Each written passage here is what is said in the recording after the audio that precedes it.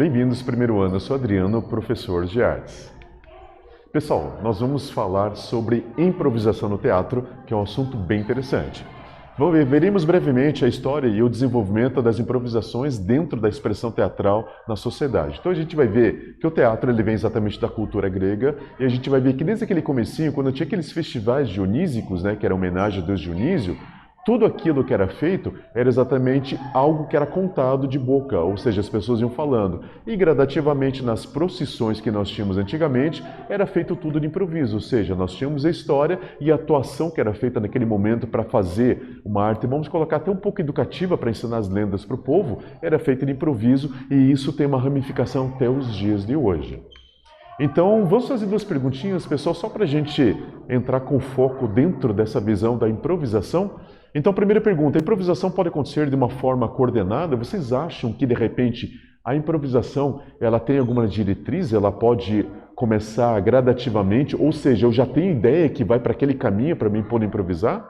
Outra pergunta, a interação com o público pode ter na improvisação como uma forma do artista sentir qual caminho ele deve seguir? De repente, eu tenho algo pronto para mim fazer uma apresentação. Daí eu vou ver, o pessoal ele vai reagir àquilo que eu vou falar. Será que o pessoal vai ter uma reação que eu já espero? E será que, de repente, aquela apresentação que eu tenho marcada, ela vai tomar aquele caminho que eu queria? Ou vou ter que tomar um caminho inverso para poder fazer o gosto do meu público? Será que pode acontecer isso? A gente vai ver que nessa aula pode sim. Vamos em frente. Então, as expressões artísticas, desde suas origens, sempre tiveram caráter de improvisação. O teatro, em seus primórdios, tinha um cunho ritualístico, ou seja, não existia uma história com início, meio e fim. O improviso fazia parte. Então, a gente vê que, por exemplo, vamos pensar no Antigo Egito. No Antigo Egito, nós tínhamos ali, era enterrado, vamos colocar, existia o processo de mumificação do faraó, então quer dizer, o corpo dele era passado por todo o processo. No momento que ele é levado para a pirâmide, para a cripta dele, tinha todo um ritual que o pessoal levava, daí tinha alguém vestido de Anubis, acompanhava, tinha os sacerdotes, todo mundo se prostrava. O que podia acontecer? Naquele momento, podia acontecer que alguma pessoa mais afoita viesse perto da procissão, se ajoelhasse, de repente uma pessoa vestida de Deus, Anubis, vem lá, abençoa a pessoa, tira a pessoa do caminho. Quer dizer, a pessoa tem que improvisar para uma situação que acontece. Isso acontecia muito no mundo antigo. Todo tipo de cunho de improvisação era um cunho religioso, de certa forma, porque existia um ritual. E isso gradativamente estava acontecendo. Até que, dentro do meio grego, nós vamos ter que o teatro ele tem um fundo, exatamente, um fundo ritualístico, mas de repente ele vai começar a ter uma coisa já montada no sentido de expressão, que a gente vai ver um pouquinho mais na frente. Então esse sentido de ter improvisação, de ter alguma coisa que vai fazer uma correção, vai trazer uma mensagem mais forte para o público, é uma coisa que desde os primórdios da representação feita pelo próprio corpo, ela já vai acontecer de uma forma muito natural. Então a gente vai ver que com o passar do tempo, quando o teatro começou a ter um caráter artístico-cultural, até mesmo voltado para o entretenimento, na antiga Grécia, surgiram os roteiros, ou seja, histórias trágicas ou comédias que os atores deveriam desenvolver. Lembrando vocês que o que era a comédia, o que era a tragédia? A tragédia era aquele teatro educativo dentro lá da Grécia. Então nós tínhamos a palavra chamada metron. O que era metron? Metron é aquela lenda de Procusto, ou seja, Procusto era um velhinho que morava numa estrada entre duas cidades e a pessoa chegava na casa dele, já de noite passando, ele convidava, você quer dormir na minha casa para você não ficar de noite na rua andando? E era uma coisa natural na época, então a pessoa entrava. E Procusto, na lenda, vamos colocar, ele falava o seguinte, na minha casa tem 2 quartos. Um quarto tem uma cama grande e um quarto tem uma cama pequena. E a pessoa escolhia sempre uma das camas, e a pessoa mais humilde escolhia pequena. Daí o que acontecia? De noite para o custo e de madrugada na quarta da pessoa, é lenda. A pessoa estava em cima da cama e os pés dela estavam para fora da cama porque a cama era muito pequena. O que ele fazia? Ele amarrava a pessoa e cortava os pés da pessoa para deixar a pessoa na medida, por isso o termo metron. Se a pessoa escolhia uma cama muito grande e a pessoa ficava pequena na cama, de madrugada o Procusto ele chegava, amarrava a pessoa e esticava as pernas até soltar juntas a pessoa. Então, quer dizer, esticava as pernas até ficar até ficar do tamanho da cama. O que quer dizer essa lenda? Quer dizer o seguinte, que os deuses eles dão um metro, medida para o homem. Então, se você for destinado a ser uma pessoa pequena, Você tem que andar com uma pessoa pequena na sua vida. Se você for destinado a ser uma pessoa grande, você tem que assumir o papel de uma pessoa grande. Mas se você é uma pessoa grande e quer se tornar uma pessoa pequena, você vai ser castigado pelos deuses. E se você é uma pessoa pequena e quer se tornar grande e não for teu destino, você também é castigado pelos deuses. Então, quer dizer, a tragédia, ela vai ter esse cunho educativo mostrando para as pessoas como ela deve viver perante a religião, perante os deuses. Já a comédia, ela vai ensinar os erros que estavam acontecendo naquele momento dentro de uma Grécia Antiga. É como se fosse mostrando a corrupção na política, mostrando a corrupção dentro da ciência, dentro da filosofia, dentro de toda a sociedade. Então, quer dizer, uma pessoa ensinava de forma educativa a religião e a outra, que era comédia, ensinava também para as pessoas a um senso crítico do que estava acontecendo. Então, nós tínhamos, para poder fazer essas duas facetas do teatro, nós tínhamos uma coisa chamada roteiro, ou seja, uma pessoa escrevia a história exatamente para ter o foco ou dentro da tragédia ou dentro da comédia. Isso foi uma inovação, porque antes existia somente improviso. Agora não, agora nós temos uma história escrita, mas dentro dessa história escrita, o ator ele pode inventar alguma coisa nesse meio para complementar o que o autor queria fazer dentro do roteiro. Então nós temos aqui, apesar da existência do roteiro, a improvisação ainda estava presente, como por exemplo uma ferramenta útil para alguma cena deu errada, ou seja, o ator esquece alguma fala. Porém, é espetáculo no qual o improviso faz parte, ou seja, é fundamental para que a apresentação cumpra o seu papel. O que pode acontecer? Agora imagina, eu estou dando aula para vocês, me dá um branco. Me deu um branco agora, o que eu vou fazer? Eu vou ter que improvisar, eu vou ter que pegar um gancho na história, eu vou ter que trazer um argumento que seja algo que esteja dentro do contexto para complementar essa aula. Então isso é muito feito no teatro. O ator ele está lá fazendo, de repente, alguma coisa, falando alguma coisa, dá aquele branco. E aquele branco significa que ele vai ter que fazer alguma coisa.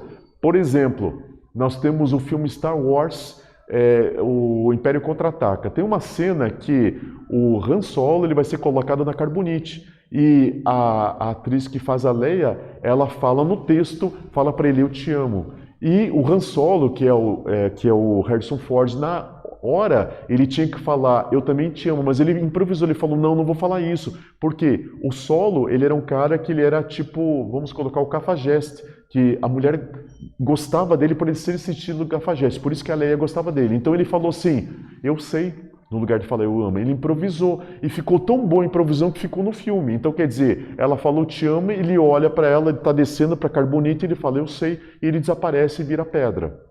Então, quer dizer, esse improviso deu um peso maior para o texto e o diretor, quando viu isso, o roteirista viu isso e falou, ficou perfeito, melhor do que eu tinha pensado. Quer dizer, o improviso acaba trazendo um peso maior, mais impacto dentro da história. Então, quer dizer, mesmo tendo o roteiro que nós estamos falando aqui, esse improviso vai complementar.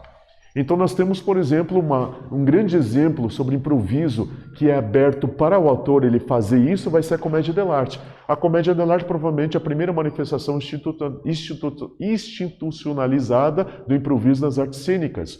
O espetáculo popular renascentista, final da Idade Média, começo do Renascimento, que consistia em atores e atrizes com seus personagens já estudados e com uma história já encaminhada. Porém,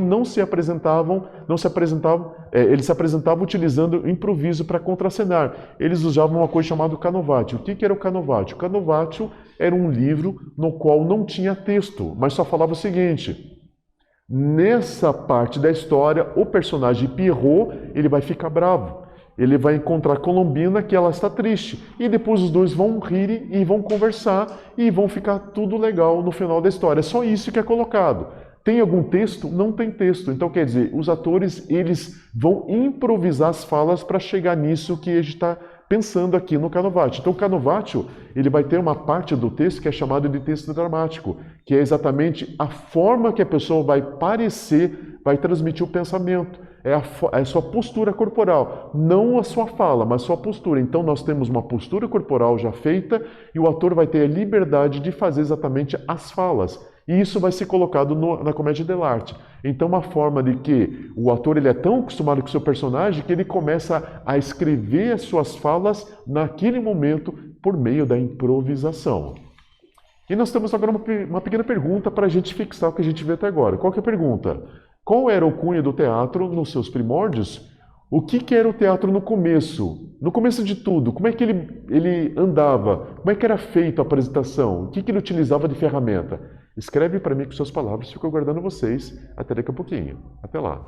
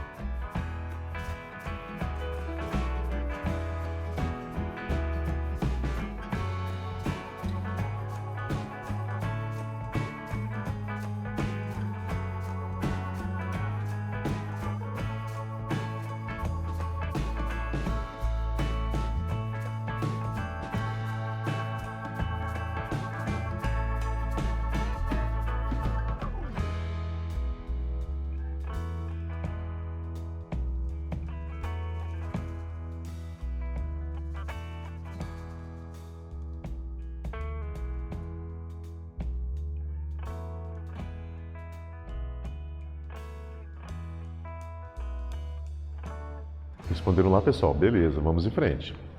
Então hoje nós temos, por exemplo, o stand comedy ou stand-up, né? O stand-up, onde o comediante se apresenta com algo predefinido e a partir da interação conforme a interação sofrem alterações que se direcionam livremente sem regras. Ou seja, o artista cômico escreve vários gatilhos para ocorrer com o desenvolvimento do público. Vamos resumir isso daí de uma maneira mais fácil. Eu sou um comediante. Eu tenho várias piadas, então eu vou colocar várias piadas ali. Então eu vou separar por grupos. Eu tenho piada de estudante, eu tenho piada de maridos e mulheres, eu tenho piada sobre religião, eu tenho piada sobre política. E de repente eu vou começar ali minha apresentação, lembrando só que o stand-up ele surge daqueles clubes de jazz lá de Nova Orleans, lá, vamos colocar lá, década lá no começo do século XX, né, 1900 em diante, tal, quando a cidade começa, então essas pessoas começavam a apresentar os shows de jazz e esse pessoal que apresentava os shows de jazz começou a fazer algumas piadas, essas piadas foram interessantes, começaram a ficar famosos e agora vários clubes de jazz têm um espaço de comédia e esse espaço de comédia ficou tão forte que se tornaram daí clubes de comédia e viraram clubes de stand-up. E o stand-up ele sai lá de Nova Orleans e acaba indo para Nova York, se torna uma coisa muito famosa.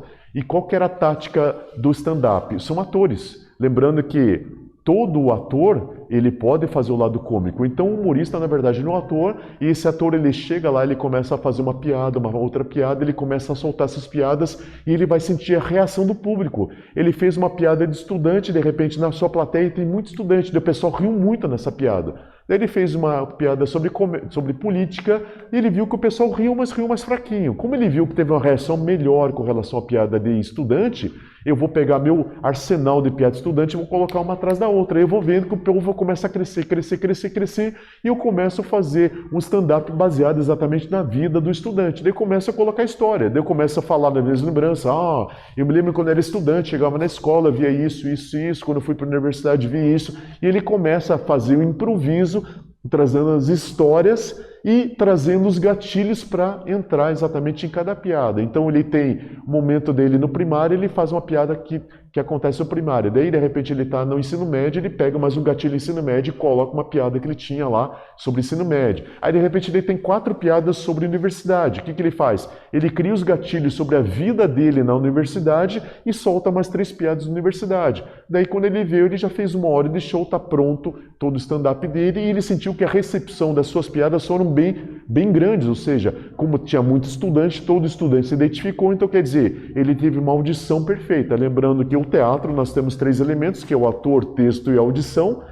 Então o ator vai ser o próprio comediante, ele é o ator, ele está representando, ele tem o texto que são suas piadas, a audição é a troca de energia com o público. Então ele sentiu que a troca de energia foi positiva, todo mundo ficou animado durante sua apresentação e todo mundo interagiu com ele nessa apresentação. Então quer dizer que foi uma coisa perfeita. Esse é o grande esquema do stand-up.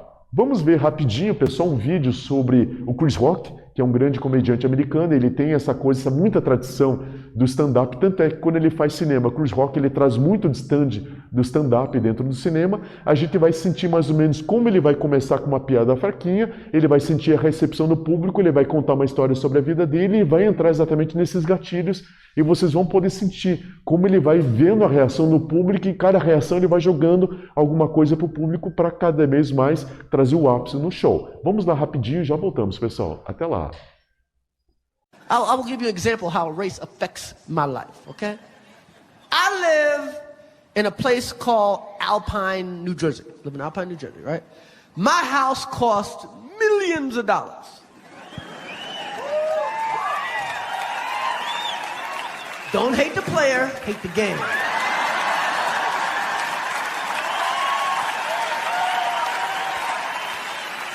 In my neighborhood, there are 4 black people. Hundreds of houses, 4 black people. Who are these black people? Well, it's me, Mary J. Blige, Jay-Z, and Eddie Murphy. Only black people in the whole neighborhood. So let's break it down. Let's break it down. Me, I'm a decent comedian. I'm all right. Mary J. Blige, one of the greatest R&B singers to ever walk the earth. Jay-Z, one of the greatest rappers to ever live. Eddie Murphy, one of the funniest actors to ever do it. Do you know what the white man that lives next door to me does for a living? He's a fucking dentist.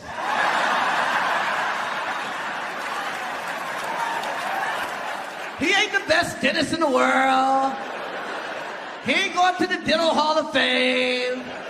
He don't get plaques for getting rid of plaque. He's just a yank your tooth out dentist. See, the black man gotta fly to get something that the white man could walk to. That's right, baby. Shit, I had to make miracles happen to get that house. I had to host the Oscars to get that house. And to this day, I don't even believe it's my house. That's why I keep a bag packed right by the door. Just in case the white people that really own the place show up one day. Time to go, Blackie. Damn, I knew this day would come. Good thing I'm packed. Do you know what a black dentist would have to do to move into my neighborhood? He'd have to invent teeth. Viram lá, pessoal? Ele não mostra uma atuação forte, ele não mostra que ele está fazendo uma coisa muito teatral, mas ele faz uma conversa informal com o público, ele vai interagindo com o público, vai contando a vida dele, vai falando, dando um gatinho aqui, um ganchinho ali, ele vai sentindo as risadas e conforme ele vai sentindo as risadas, ele vai soltando mais e mais e mais as suas piadas exatamente para cada vez mais aumentar o clima. Essa é a tática do stand-up. E nós vemos aqui também que a improvisação é utilizada também como exercício e jogos teatrais, que procuram preparar os atores e atrizes. Um grupo de teatro chamado Barbichas pegou esses exercícios e jogos e os transformou em espetáculo teatral chamado dos Improváveis. O que é esses jogos teatrais? O que é esse tipo de exercício? Quando a gente fala de jogos teatrais, a gente está falando exatamente de Viola Spolin. Viola Spolin, ela se baseou numa pessoa chamada Neva Boyd. Neva Boyd, vamos colocar lá anos 30, 40, que o pessoal começou a vir para os Estados Unidos, muitas crianças vinham, e a Neva Boyd era uma professora, ela queria fazer a integração das crianças, mas tinha crianças italianas, tinha crianças francesas, tinha crianças inglesas, então tinha várias línguas ali, e muitas vezes as crianças não tinham muito essa questão da habilidade de se entenderem, elas estavam muito, vamos colocar, aquelas que não falavam inglês, elas estavam muito cruas ainda no idioma. Então o que ela fez? Ela começou a fazer brincadeiras de interação, brincadeira utilizando até mesmo o teatro, um pouquinho de representação. Então quer dizer que com isso, as crianças desenhando, pintando, fazendo teatro juntas, são linguagens universais, então não precisa do idioma em si. Então esse experimento ficou muito famoso. Viola Spolin viu esse experimento, achou interessante e começou a pensar o seguinte: e se eu fazer brincadeiras com relação ao teatro? Eu jogo um tema no ar, falo para os atores, atores, tem esse tema, improvise, faça alguma coisa. E o que a Viola Spolin fez? Pegou o Neva Boyd, pegou a comédia dell'arte. Lá no começo, lembra que eu falei aquela coisa de improvisação? A comédia dell'arte era um tipo de teatro que o pessoal ia pelo interior da Itália, de cidade em cidade do interior, e chegava na praça e começava a fazer um teatro baseado em alguma coisa. Então eles improvisavam ali naquele momento. E nesse teatro improvisado, a comédia dell'arte pegava as pessoas que estavam assistindo e muitas vezes fazia a pessoa participar do teatro. Então quer dizer, a Viola Spolin nos jogos teatrais fez a mesma coisa. Pegou essa cerne da comédia dell'arte e começou a puxar as pessoas para participarem, fazer um teatro que fosse um teatro que tinha participação do público. Então essa interação dava essa margem para a improvisação. E essa improvisação é a base do teatro hoje. Quando você forma um ator, uma atriz, você vai dar esse exercício de improvisação através desses jogos da Viola Spolin. E esses jogos desse grupo Barbichas, o que ele fez? Ele fez essas brincadeiras se tornarem teatro de realidade. Então, quer dizer, você chega no teatro para assistir uma peça e essa peça ela está sendo, de certa forma, quase que improvisada na sua frente. Essa espontaneidade se torna um peso com relação a esse teatro e vai dar exatamente essa coisa da gente ver uma coisa de primeira mão e se torna uma coisa emblemática dentro do teatro atual. E vamos fazer uma perguntinha rapidinho só para fixar. O que é um stand-up comedy? Responde para mim. Nós falamos ali atrás. Responde com suas palavras, fico aguardando vocês até daqui a pouquinho. Até lá.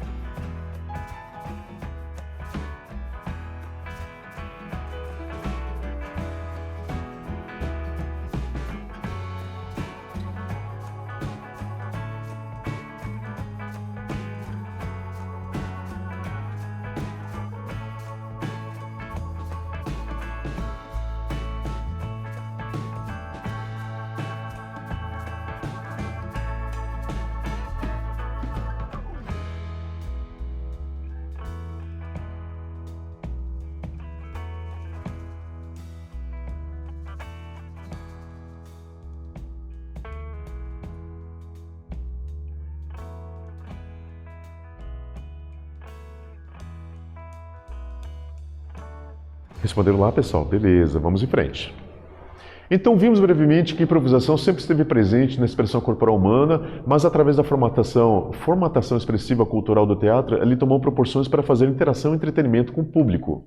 Então a gente vê que a improvisação é uma coisa que estava desde o começo. Quando a gente vê essa figurinha aqui, esse aqui é chamado de Boca da Verdade, é do Império Romano. Então quer dizer, quando você colocava a mão ali dentro, você só podia falar a verdade, porque dizia a lenda deles que se alguém falasse uma inverdade, você morria na hora. Então quer dizer, imagine, isso foi levado para o teatro. Imagine que improvisação você pode fazer dentro dessa cena. Imagine você colocar a mão ali e você tem que falar uma verdade com meia verdade, seja alguma coisa que não é verdade, mas tem que parecer verdade. A improvisação é isso. Você pegar algum fato que tem uma veracidade e você transformar aquele fato numa outra coisa que tem mais veracidade ainda, ou seja, trazendo exatamente uma simplificação, mas uma coisa mais direta para mostrar para o público algo que você está representando. E também improvisação é uma arma, ou seja, quando aquele ator está lá atuando, ele tem aquele branco, ele pode improvisar exatamente para fazer aquela janela daquele branco até que o texto dele volte para sua cabeça